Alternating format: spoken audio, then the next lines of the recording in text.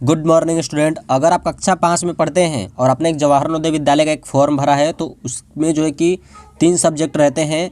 एक मानसिक योग्यता परीक्षण और एक भाषा परीक्षण और एक अंकगणित रहता है। तो अर्थमेटिक है ये। अंकगणित माने अर्थमेटिक, अंकगणित यानी अर्थमेटिक, ARITHMATIC। तो ये अर्थमेटिक है यानी अंकगणित है। तो उसमें जो है कि अंकगणित के जो मैं बेसिक्स कॉन्सेप्ट आज जो है कि क्लियर करने वाला हूँ। तो उसमें जो है कि आप सूत्र बोल सकते हैं या बेसिक्स कॉन्सेप्ट जो इसके बोल सकते हैं। अगर आपने इसको याद कर लिया तो आपको जो है कि मैथ जो है कि समझ में आने लगेगा। तो सबसे पहले आप जो है कि बेसिक्स कॉन्सेप्ट को जो है कि पढ़ लीजिए। फिर उसके बाद जो है कि आपको ये इसमें जो है कि कक्षा 5 जवाहर नवोदय विद्यालय का जो है कि आप लोगों को मैथ जो है कि बढ़िया तरीके से जो है कि पढ़ाया जाएगा। तो उससे पहले आपको इन बेसिक्स कॉन्सेप्ट को जो है कि क्लियर करना होगा। अगर आपने बेसिक्स कॉन्सेप्ट को जो है कि क्लियर कर लिया तब आपको जो है कि प्रश्न में जो है कि समझ में आने लगेगा कि इस प्रश्न में क्या लिखा है। तो ठीक है, तो चलिए हम चलते हैं जो कि अंकगणित जो है कि पढ़ना स्टार्ट करते हैं। सबसे पहले एक फेयर आप बनाइए, उसमें जो है कि लिखिए पहला नंबर रोमन पद्धति यानी संख्या लेखन। तो 1 का आई होता है रोमन पद्धति में, और 2 का डबल आई होता है, 3 का 3 आई, 4 का आई भी और 5 का भी होता है, 6 का भी आई, 7 का भी डबल आई और 8 का भी ट्रिपल आई। ठीक है, और 9 का आई एक्स और 10 का एक्स होता है, और 20 का डबल एक्स होता है, और इसका 30 का एक्स एक्स एक्स, और 40 का एक्सएल होता है और 50 का एल होता है, 60 का एल एक्स और 70 का एल डबल एक्स। ठीक है, और 80 का एल एक्स एक्स और 9 का एक्स सी। ठीक है, 100 का सी होता है, 500 का जो है कि होता है डी, और 1000 यानी 1000 का होता है मिलियन यानी एम।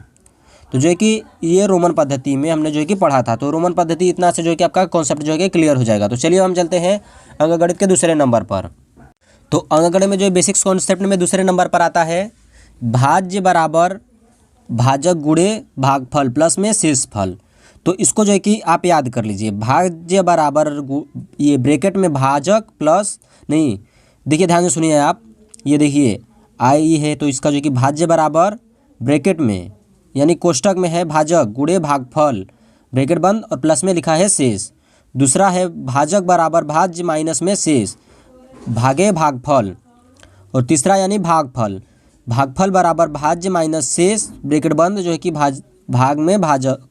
ठीक है, और आई भी यानी शेष। आपने रोमन पद्धति पढ़ा होगा तो ये आई भी माने क्या होता है, भी माने क्या होता है, ये आपको जो है कि मालूम हो जाएगा, इसलिए आप रोमन पद्धति जो है कि सबसे पहले पढ़ लीजिए। ठीक है, और अब शेष किससे कहते हैं, तो शेष बराबर भाज्य ब्रैकेट में रहेगा कोष्टक में रहेगा माइनस भाजक गुणे भागफल। चलिए इतना क्लियर हो गया। तो ये पढ़ लीजिए भी यानी 5वां, दो संख्याओं का योगफल और अंतर मालूम रहने पर बड़ी संख्या बराबर योगफल प्लस अंतर भागे दो छोटी संख्या बराबर योगफल माइनस बड़ी संख्या। तो इसको भी जो है कि आप याद कर लीजिए, ऐसे रहेगा तो ऐसे हो जाएगा। ठीक है, और आई भी एक अंक की जो है कि सबसे छोटी संख्या क्या है, तो एक अंकों की सबसे छोटी संख्या 1, 2 अंकों की सबसे बड़ी संख्या 10, 3 अंकों की सबसे छोटी संख्या 100, 1 अंकों की जो कि सबसे बड़ी संख्या 9, 2 अंकों की सबसे बड़ी संख्या 2 अंकों की सबसे बड़ी संख्या 99 और 3 अंकों की जो कि सबसे बड़ी संख्या 999 यानी 999। और अब ये देख लेते हैं आगे। तो भी डबल आई यदि 1 से लगातार प्राकृत गिनती की संख्या को जोड़ना हो तो अंतिम संख्या और उसके बाद वाली संख्या से गुणा कर 2 से भाग दिया जाता है। योगफल बराबर अंतिम संख्या गुणे अंतिम संख्या प्लस 1 बटे में 2, जैसे 1 plus 2, 2 plus 3 dot dot dot plus 11, ऐसे करके कर लीजिएगा आप। तो ब्रैकेट में 11 गुणे 12 भागे 2 बराबर 11 गुणे 12 भागे 2, तो बराबर में आंसर आएगा 132 भागे 2 इज इक्वल टू 66। तो चलिए अब आगे हम चलते हैं। तो आगे हम जो है कि पढ़ेंगे, अब ये देखिए मोस्ट इंपॉर्टेंट ये सब प्रश्न है, वो सब भी याद कर लीजिए, ये भी याद करना जो है कि सभी जो है कि आपको जो लिखवाया जाएगा सभी आपको याद करना जो है कि बहुत ज़रूरी है। तो इन सभी को जो है कि आप याद करेंगे तो प्रश्न उसमें गणित में क्या लिखा है आपको सब गणित जो है कि समझ में आने लगेगा। तो प्रश्न में सबसे पहले हम देख लेते हैं, कुछ संख्याओं की परिभाषाएं निम्नलिखित हैं। जैसे पहला प्राकृत संख्या है यानी प्राकृतिक संख्या। तो प्राकृतिक संख्या किसे कहते हैं, यानी natural number, NATURAL NUMBER। Yes, natural number यानी संख्याओं को प्राकृतिक संख्या कहते हैं, गिनती की संख्याओं को जो कि प्राकृतिक संख्या कहते हैं, जैसे 1 2 3 4 5 6 7 8 9 10 डॉट डॉट डॉट आदि, जो कि एक से लेकर सभी संख्याएं, एक से लेकर अनंत तक जितनी भी संख्याएं हैं, सभी संख्याएं जो कि प्राकृतिक संख्या कहलाती हैं। दूसरा जो है कि हमारा है पूर्ण संख्या। तो पूर्ण संख्या किसे कहते हैं? पूर्ण संख्या हम उसे कहते हैं जो 0 से शुरू होकर प्राकृतिक संख्याओं तक की पूर्ण संख्याएं कहलाती हैं। जैसे 0 से बस स्टार्ट करना है, प्राकृतिक संख्या 1 से स्टार्ट करते हैं और इसमें जो है कि 0 से स्टार्ट करते हैं, तो जो सभी हमारी क्या है कहलाएंगी? पूर्ण संख्या कहलाती हैं। तो 1 से लेकर आदि अनंत तक जो कि सभी संख्या जो कि पूर्ण संख्या कहलाती हैं, मतलब वो 0 से स्टार्ट होना चाहिए। जो 1 से स्टार्ट होगा वो प्राकृतिक संख्या, जो 0 से स्टार्ट होगा वो पूर्ण संख्या। अब चलिए चलते हैं हम। तो अब हमारा तीसरा नंबर आता है धनात्मक पूर्णांक। तो धनात्मक पूर्णांक किसे कहते हैं? तो धनात्मक पूर्णांक संख्याएं जिन प्राकृतिक संख्याओं का चिन्ह धन में होता है उन्हें धनात्मक पूर्णांक संख्या कहलाते हैं। जैसे प्लस में 1, प्लस में 2, 1 2 3 11 तक ये सब जो कि प्लस में रहेगा यानी धन में रहेगा, तो जो है कि धनात्मक पूर्णांक संख्या कहलाती हैं। आदि तक जो है कि कर लीजिए आप। अब ऋणात्मक पूर्णांक देख सकते हैं आप। ऋणात्मक पूर्णांक संख्याएं जिन प्राकृतिक संख्याओं का चिन्ह ऋण में रहता है यानी माइनस में रहता है, वो जो कि ऋणात्मक पूर्णांक संख्या कहलाती हैं। जैसे 1 -1 -2 -3 -4 -5 आदि जो है कि ये सभी हो जाएंगे। ठीक है। अब जो है कि आता है पूर्णांक संख्याएं।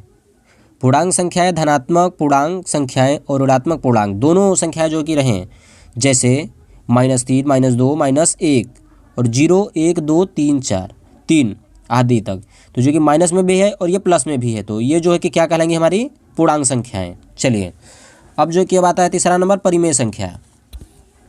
परिमेय संख्या किसे कहते हैं? जिन संख्याओं को परिमेय संख्या जिन संख्याओं को p बटे q के रूप में लिखा जा सके परिमेय संख्या कहलाती हैं। जहाँ p एवं q पूर्णांक संख्या तथा p का मान जो है कि 0 नहीं होना चाहिए। p बराबर नॉट इज इक्वल टू 0, यानी p का मान 0 नहीं होना चाहिए। p है ना, तो इसका मान जो है कि 0 नहीं होना चाहिए, तो हमारे जो क्या कहेंगे? परिमेय संख्या कहलाएंगी। जैसे 2/5 माइनस में 20/9 और ये 9/25 ये लिखा है इससे करके ना, तो इत्यादि ऐसे आप जो कि समझ लीजिए। अब चलते हैं अपरिमेय संख्या।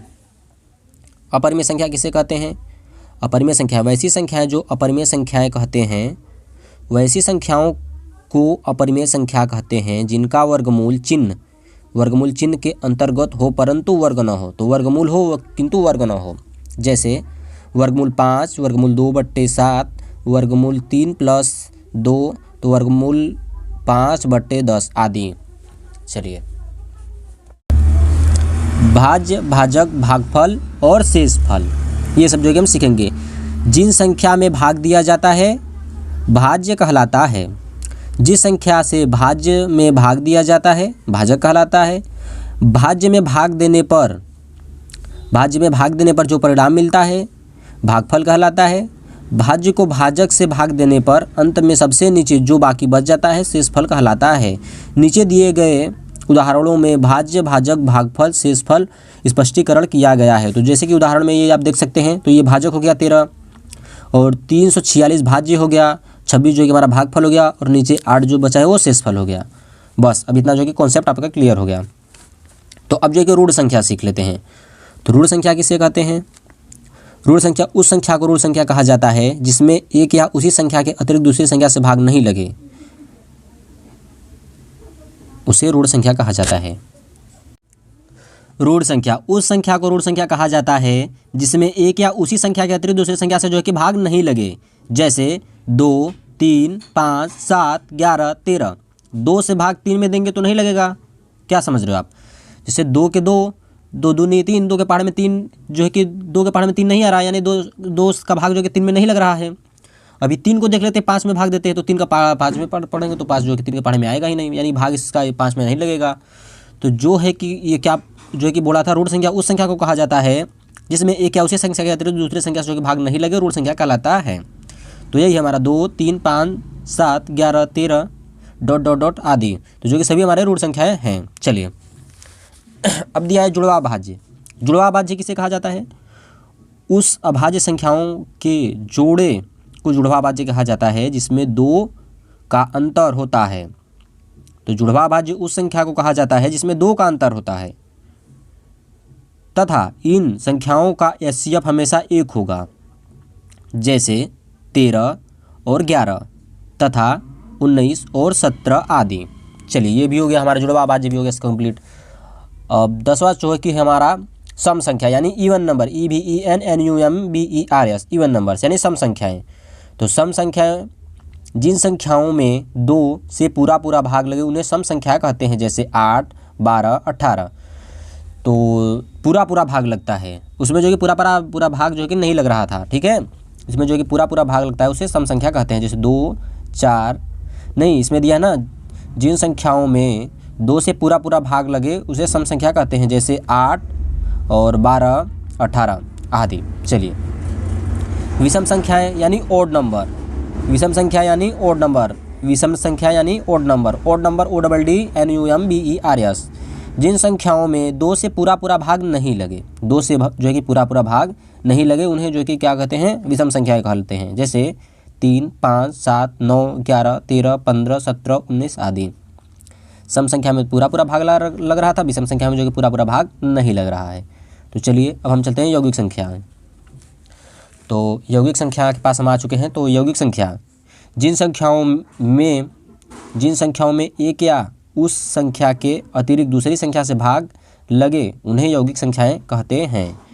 यौगिक संख्या सम और विषम दोनों ही होती हैं, जैसे 4, 6, 8, 12, 15 आदि, जिनमें सम और विषम संख्याएं दोनों सम्मिलित हैं। ठीक है, सम और विषम दोनों संख्याएं सम्मिलित है उसे यौगिक संख्या कहते हैं।